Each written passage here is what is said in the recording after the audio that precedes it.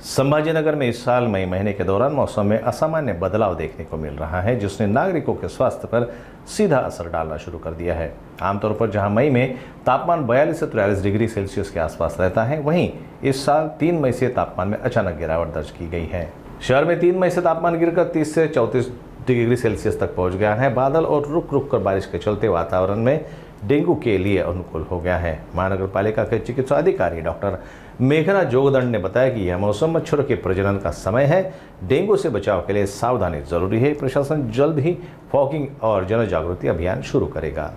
हे मत अगदी बरोबर आहे, कारण काल आपण बघितलं शहरामध्ये भरपूर पाऊस झालेला आहे आणि शिवाय आपण मान्सून पूर्व तयारी जी म्हणतो, जे डेंग्यू किंवा उत्पत्ती स्थानं जी आहेत त्याच्याबद्दल जाहीर आव्हान पण आपण पेपरमधनं देतो की काय काय काळजी घ्यायला हवी आहे, कारण याच्यामध्ये उत्पत्ती स्थानं जी आहेत डासांची ती वाढतातच।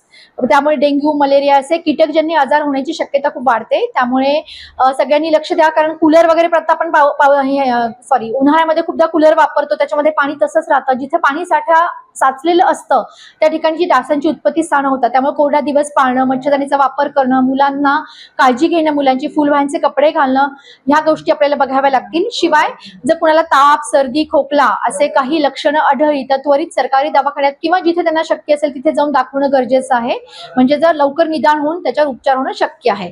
आणि महत्त्वाचं म्हणजे prevention is better than cure, म्हणजे आपण त्याला प्रतिबंध करणं हे सगळ्यात मोठा उपचार आहे। त्यामुळे प्रतिबंधात्मक उपाययोजना केल्या पाहिजे आणि प्रत्येक नागरिकांनी सजग राहायला पाहिजे की कुठे पाणी साचलं नाही पाहिजे, ही काळजी घेणं गरजेचं आहे।